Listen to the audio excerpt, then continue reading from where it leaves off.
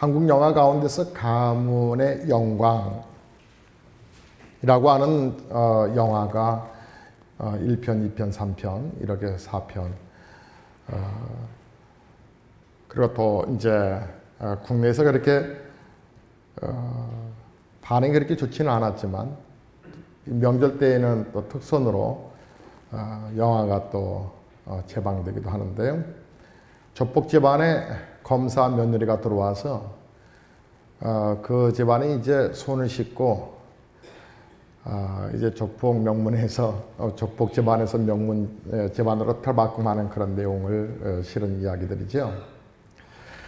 여러분, 우리가 살고 있는 사회에는 명문 가문이 있고 또한 믿음의 명문 가문이 있습니다. 명문 가문 어떻습니까? 여러분의 가정은 어떤 가문이십니까? 미국의 캘리포니아의 대재벌이면서 또 인품이 아주 훌륭해서 존경받는 한 상원 의원이 있었습니다. 어느 날 그가 사랑하는 외아들, 사고로 외아들을 잃었습니다. 그때부터 그의 삶의 의미와 희망을 그는 잃어버렸고 삶에 정말 얼마나 마음이 아팠겠어요. 탄식하며 그렇게 인생을 무기력하게 지내며 살아오던 중에 어느 날 꿈에 아들이 나타났습니다. 아들이 나타나서 아빠 왜 낙심하냐고, 지금 미국에 많은 젊은이들이 있는데 저 대신 그들을 위해서 일해 주시고 그들을 길을 열어달라고. 그 꿈이 너무나 선명해서 꿈에서 깬 그가 곧 자신의 전 재산을 텁니다. 그래서 대학을 세우지요. 그리고 대학을 세워서 많은 장학금의 혜택을 주는 것으로 해서 인재들을 모으고 또 사회 전반에 유수한 사람들을 배출해내기 시작합니다. 그 대학을 세계 최고 명문으로 키워왔는데 그가 바로 스탠포드 대학을 세운 스탠포드 의원입니다. 그는 죽을 때 자신의 전 재산을 장학금으로 쓰라고 하는 유언을 남겼습니다. 결국 그는 실현을 통해서 진정한 인생의 명문의 흔적을 남기고 또 명문 가문을 일으켰던 사람입니다. 그처럼 어떤 실현이 있어도 거기에는 하나님의 뜻이 있음을 믿고서 그 실현을 창조적 에너지로 승화시킬 때에 진정한 명문 가문이 시작된다는 것을 우리는 알 수 있습니다. 지금은 물질주의와 이기주의와 외형주의가 심각한 한국 사회입니다.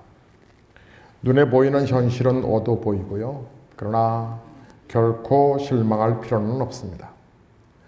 하나님 중심적인 삶을 살고 세상에 필요한 존재가 되려는 명문의 길을 추구하는 여러분들이 희망이기 때문에 그렇습니다. 진정한 명문 가문의 길은 하나님, 세상을 조금 더 낫게 만드는 일에 제가 무엇으로 도움이 될 수 있을까요? 라고 묻고 그리고 그 대답을 진지하게 추구하며 살 때에 펼쳐질 것이라는 생각을 해봅니다. 저와 여러분이 함께 한 목소리로 읽었던 마태복음 27장 32절의 말씀을 보면 인상적인 단어가 나오는데 부담스러운 단어죠. 억지로라고 하는 단어입니다. 시몬이라고 하는 사람인데 그 사람이 구레네 사람이라 말합니다. 그러니까 구레네 지방에서 왔다는 거죠. 나사렛 예수 그러면 나사렛 지방에서 자라나신 예수님. 그처럼 구레네 지방에서 온 사람이다. 그런데 그 사람에게 예수님의 십자가를 억지로 매게 했다. 이 사람에 대해서 좀 더 좀 궁금하다. 이 사람은 어떤 사람이야? 그래서 같은 내용을 품고 있는 마태복음을 지나 마가복음을 열어봤습니다. 마가복음 15장에는 그 사람에 대해서 이렇게 말합니다. 한번 찾아보실까요? 마가복음 15장 21절입니다. 21절 함께 말씀을 봉독합니다. 마침 알렉산더와 루포의 아버지인 구레네 사람 시몬이 시골로부터 와서 지나가는데 그들이 그를 억지로 같이 가게 하여 예수의 십자가를 지우고, 여기 보니까 마태복음보다는 조금 더 표현을 더 하고 있죠. 근데 같은 단어가 있어요. 뭐예요? 억지로. 그러니까 자기의 의지하고는 상관없는 거예요. 근데 이 사람이 어떤 사람인가 봤더니 알렉산더와 루포의 아버지, 두 아들을 두었군요. 알렉산더라고 하는 사람과 루포라고 하는 사람이에요. 구레네 사람 시몬이라고 말합니다. 근데 이 사람이 진 게 뭐냐? 십자가라고 하는 것이죠. 십자가. 구레네 사람 시몬이 어떨결에 시골에서 왔다라고 오늘 여기 말씀하잖아요. 마가복음에서는.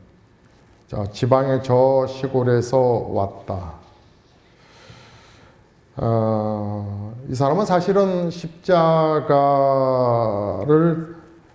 그가 어떨결에 짐으로 해서 중요한 인물로 딱 등장하게 된 거죠.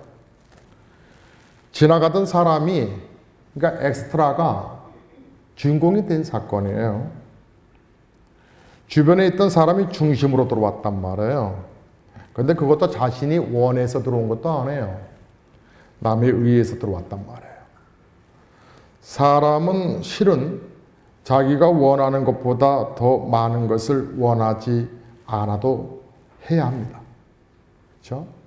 시몬은 유월절을 지키러 온 것뿐이지, 유월절이라고 하는 명절을 지키려고 왔던 것뿐이지 십자가를 지러 온 게 아니거든요. 근데 그 어디서 왔냐? 시골이라고 말하잖아요. 구레네가 시골이다. 구레네는 지중해에서 약 15km 정도 떨어진 고원지대로 지금의 아프리카 북부지방에 있는 리비아의 트리폴리라고 하는 곳입니다. 이곳에서 예루살렘까지는 아주 먼 거리거든요. 그래서 보통 한 달 정도 걸렸다라고 말합니다. 근데 어쨌든 간에 이 사람이 저 지방에서부터 이 유월절을 지키러 온 걸 보면 신앙심은 대단했던 것 같아요. 자, 근데 모두가 기뻐해야 할 이 유월절에 다른 음모가 진행되고 있었죠. 그것은 나사렛 예수를 죽이기 위한 음모가 바로 그거였습니다. 한밤에 예수님은 체포되었고 이미 단죄를 받은 예수님은 십자가를 지고 골고다로 가셔야 됩니다. 그런데 그 형장으로 가는 그 길에 예수님이 지난 간밤에 너무 고문을 당했어요. 심한 고문과 심한 그런 잠 못 자는 그런 고통 속에서 그 다음날 십자가, 수시간이 넘는 십자가를 짊어진다는 게 이게 정상적으로 어렵죠. 더군다나 언덕으로 올라가는 길이거든요. 너무 지쳐서 정말 올라갈 수가 없었어요. 근데 로마 군인들은 초조했어요. 왜냐하면 그 다음날이 안식일이기 때문에 금요일 저녁에는 모든 법원에 빨리 끝내야 되기 때문에, 그래서 예수를 빨리빨리 사형시키기 위해서 십자가를 지고 가게 하는데 자꾸 쓰러지는 거예요. 왜요? 연약하니까. 그리고 밤새 잠을 못 잤으니까. 안 되겠는 거예요. 그래서 건장한 사람을 딱 찾던 중에 보니까 이 구레네 사람 시몬이라고 하는 사람이 눈에 들어온 거예요. 아마 여러 사람들 가운데서 좀 신체가 건장했겠죠. 너희로 와. 로마의 법령 안에 있었기 때문에 로마 군인들의 말은 완전히 법과 같은 거였거든요. 어떨결에 이 사람이 들어간 거예요. 이 사람은 정말 재수가 없는 사람이었죠. 그런데 십자가를 그가 어떻든지 간에 어떨결에 이제 지게 됐는데 자기 뜻하고는 전혀 상관없는, 어쨌든 질 수밖에 없었어요. 근데 여기서 우리가 한 가지 좀 생각해 볼 게 있어요. 조금 전에 그가 가장자리 인생이었는데 엑스트라가 주인공이 됐다는 말씀 드렸잖아요. 도대체 십자가라고 하는 부분이 어떤 의미를 뒀기에 이 사람이 이렇게 주인공이 되어버렸을까, 성경 속에. 먼저 여러분이 이 사람이요, 얼떨결에 져버렸던 십자가가 그의 인생과 그의 가문을 어떻게 바뀌겠는지 결론을 먼저 우리 보고 얘기 나누죠. 여러분이 로마서가 1장부터, 사도행전 다음에 로마서가 나오는데 1장부터 16장까지 되어 있죠.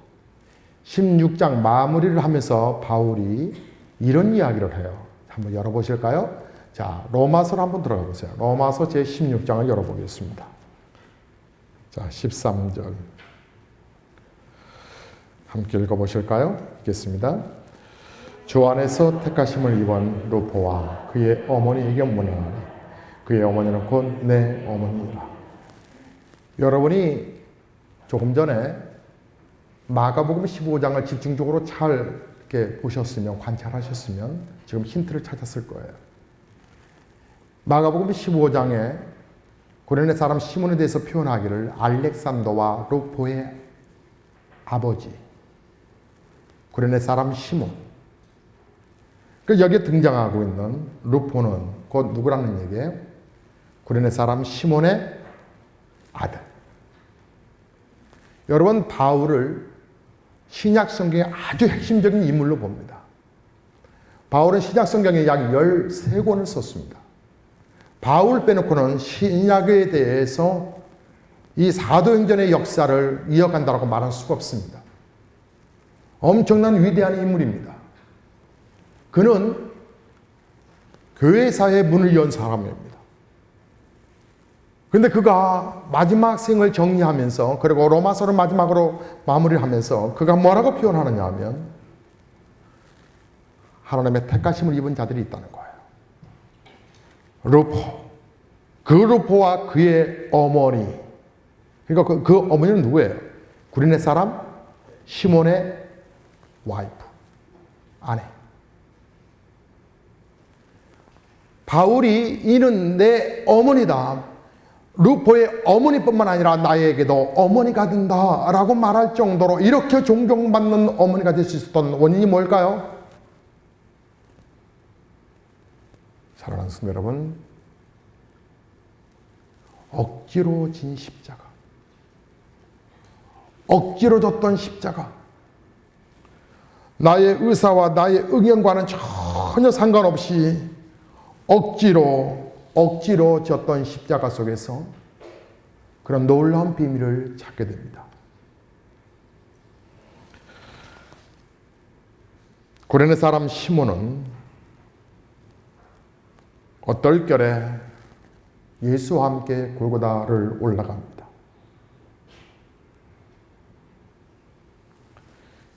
올라가면서 피와 예수의 땀을 가장 지근거리에서 봤던 인물입니다.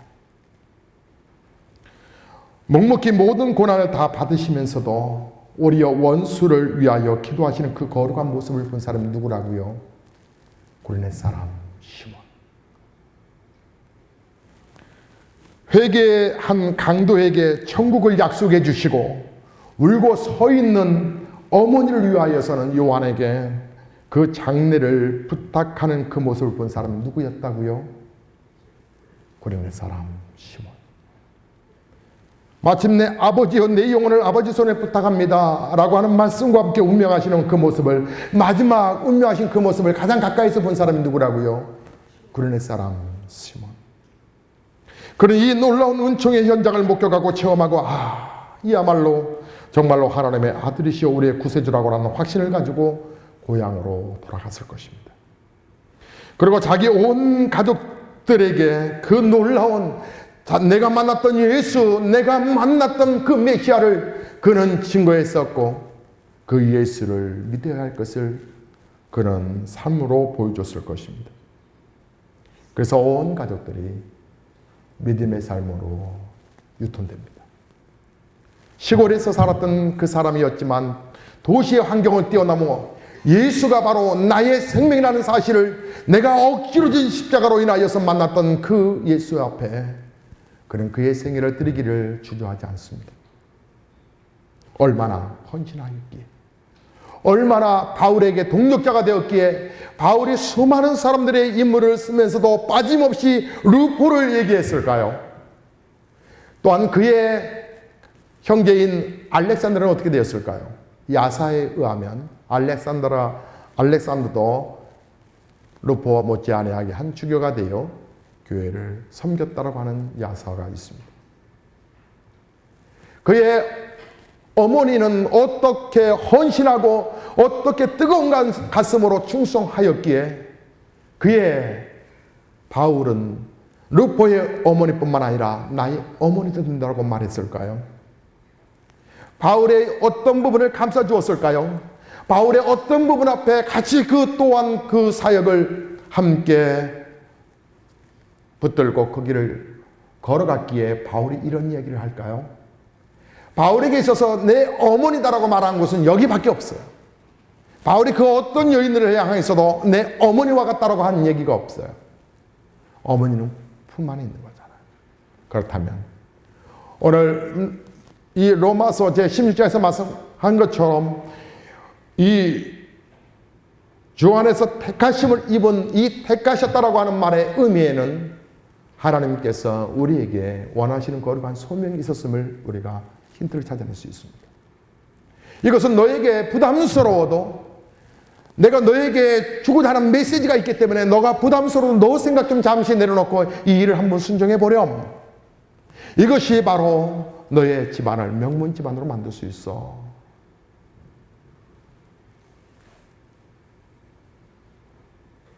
이것이 당장은 부담스럽고 힘들지만 말이야.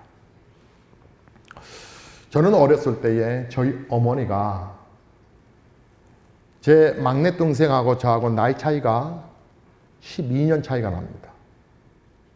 근데 그 막내 아이를, 동생을 이렇게 약을 먹였을 때가 생각이 납니다. 옛날 어머니들은 아주 강했어요. 아마 이때쯤 됐겠죠? 겨울철이었을 것 같아요. 동생이 감기가 들은 것 같습니다. 그래서 어머니가 약국에서 그 감기약을 사왔는데, 그 당시만 하더라도 이렇게 항생제인데, 그 뭐라고 표현했죠? 그 알약을? 마이싱? 예. 그 마이싱을 이렇게 해서 열고 또 이렇게 약을, 이렇게 빠진 약을 숟가락에, 근데 어쩔 때는 이렇게 절절 짜서 그 약을 해서 약주선으로 이렇게 하신 다음에 숟가락에 이렇게 딱 넣은 다음에 동생에게 약을 먹이는 모습이 지금도 아주 생생한데, 저는 UFC에 그 이렇게 사람 이렇게 비틀고 이렇게 뒤집고 이렇게 한숨에 이렇게 전복시키는 것을 우리 어머니를 통해서 그들이 배웠을 거라는 생각이 들어요. 저희 어머니 동생도 눈치가 있어가지고 애기 동생이 막 비명 지르면서 도망가려고 하니까 단숨에 잡으시고, 그리고 양 다리로 동생의 두 다리를 감싸 딱 꼼짝 못하게 한 다음에, 그것뿐만 아니라 한 손으로는 딱 약 준비하시고 한 손으로는 그 아이를 이렇게 어깨까지 감싸 안으시고, 그러고 나서 감싸를 안는데 저 비틀어 주둥 아래까지 이렇게 눌러서 주둥 아래 입을 벌리게 하신 다음에, 벌리게 한 다음에 그 순간을 놓치지 아니하시고 약을 집어넣은 다음에, 애도 쓴맛을 아니까 뱉으려고 하면 그 순간 어느새 손가락은 움직여 코로 향하여 숨통을 끌어놓습니다. 그러면 아이가 살겠다라고 소리 지는 사이에, 입으로 호흡하는 사이에 약이 쑥 넘어가죠. 그로 끝나는 것이 아닙니다. 우리 어머니 다시 젖을 짜, 다시 숟가락에 온 다음에 그 숟가락에 남아있는 가루들을 다시 깨끗하게 한쪽으로 모아 똑같이 했던 방식대로 그 도망가는 아이를 붙들고 양다리 속에 집어넣고 한쪽 팔로 움직이지 못하게 하고 여전히 똑같은 방법으로 주둥아리를 벌리게 한 다음에 숨을 틀어막아 끝까지 마무리까지 깨끗하게 해놓으십니다. 그러고 나서 갱갱대고 우는 아이를 등짝을 한번 탁 치고 보내죠. 네 말고도 새끼들이 아직도 4명이나 남아있다. 약을 먹이는 이유는, 강제로 먹이는 이유는 그래야 네가 빨리 나을 수 있어. 네가 이거 먹어야 돼. 먹어야 빨리 나은단 말이야. 하나님은 가끔 우리에게 억지로 사역을 맡기실 때가 있어요. 부담스럽게 말해요. 그런데 결국은 그런 부분들이 나중에 돌아보면 우리의 가문을 빛내게 하는 하나님의 사인이었다고 하는 것이에요. 사랑하는 성도 여러분, 목사는 명절을 앞에 두면 명절 때 저는 절대로 고향시를 떠나지 않습니다. 개척한 이후부터. 명절 기간이 길기 때문에 목사도 주일 저녁에 고향을 시골을 다녀올 수도 있겠지만 일부러 가고 싶지 않은 생각이 들어요. 왜 그러냐면 목사가 우리 성도들을 위해서 집중적으로 기도해 드려야지 라고 하는 생각 때문에 그렇습니다. 여러분, 사람들은 오늘날 귀신이 있느냐고 말하면 귀신이 어디 있습니까? 라고 말합니다. 그런데 정말 없다고요? 있잖아요. 무당들이 신들려가지고 펄쩍펄쩍 뛰는 거 보면 모르세요? 무당들이 작두대 위에서 시퍼런 작두대 위에서 춤을 추고 사람들 운명을 맞추는 듯하고 그 펄쩍펄쩍 뛰는 모습 보면 귀신이 있다는 거 못 느끼겠어요? 악령들이 얼마나 판을 치고 있는 줄 아세요? 그런데 왜 거룩한 성령을 인정하지 않았어요?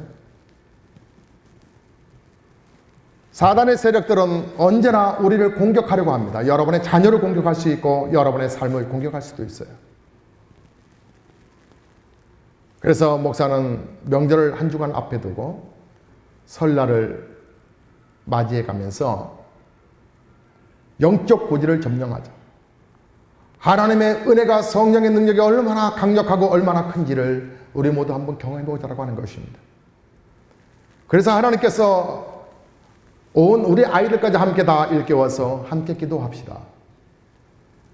이 거룩한 명령을 여러분 따라합시다. 억지로라도 순종해야 합니다. 억지로라도 여러분 기도하셔야 합니다. 왜 그러냐면 이것이 귀찮지만 그러나 영적으로 사는 비결이고 여러분의 삶과 여러분의 가문이 달라질 수 있기 때문에 그렇습니다. 수천 명의 많은 분들이 유튜브를 통해서 설교를 듣습니다. 주일날 들어지는 선포하는 설교는 저는 단순하게 갑니다. 핵심의 주제만 붙들고 한 30분 정도 간단하게 메시지만 전합니다. 많은 사람들이 그런 댓글을 올립니다. 하나님의 살아계심이 피부로 느껴집니다. 사랑하는 성도 여러분, 오늘 이 시간 하나님께서 여러분에게 직접 말씀하시는 거예요. 억지로라도 기도해야 된다고. 억지로라도 순종해야 된다고. 여러분과 여러분의 자녀와 여러분의 아내와 여러분의 집안이 달라지는 역사 말이에요.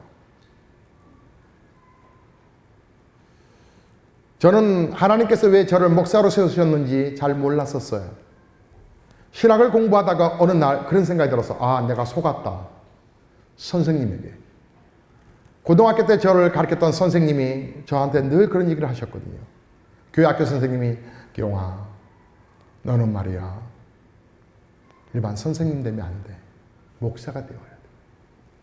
너는 목사가 딱 맞아.